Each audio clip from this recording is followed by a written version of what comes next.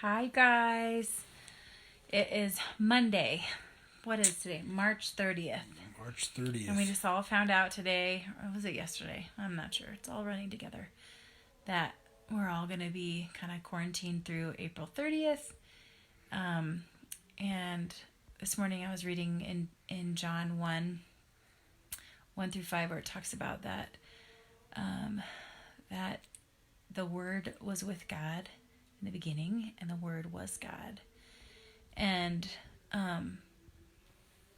then I read a devotional on that talked about being present in like everything that we're doing, like being present instead of thinking about past and thinking like being shamed or guilty about the past, and then also being concerned and worried about the future, but being fully present. And that was helpful today. Although I have to admit, like, I've had to apologize to my kids multiple times today. I don't know about this man, all of us, like even my daughter was just saying tonight, she's like, this is really hard. And I was like, girl, it's really hard to be home and stuck at home, and yeah. But anyway, I just want to encourage you guys that we were reading about being fully present, and that takes discipline. It's like a discipline of your mind to be here and to be okay with being here and not being in tomorrow and not being in yesterday, and just be okay with like, here I'm at, that we're all here. We're all just going to be here. We're going to be present and fully active. And John 1 talks about that. That the good thing about God is that he was in the past, and he is in the present, and he is in the future. And that's the great thing about him. But we can't be like that. We can just be right here. Because if we live in the past, that's full of stuff. If we live in the future, that's full of concern and worry. And we're not made for that. So I hope that's encouraging to you guys.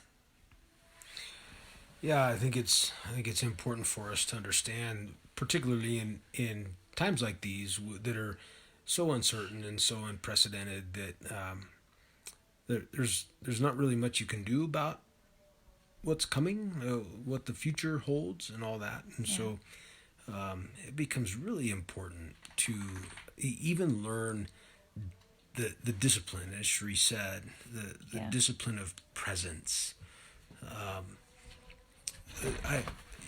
If you know me, I've talked a lot about spiritual disciplines in my life and ministry, and I find it critically important to find habits and rhythms about our lives, and I think now's a good time.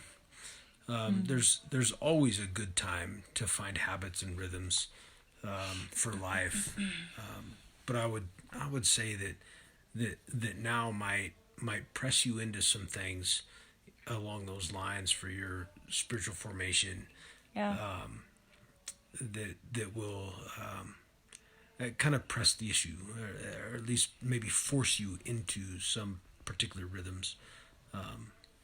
That this idea of faith is really about being shaped by the Lord, being shaped by God and what he is up to. And so now is as good a time as any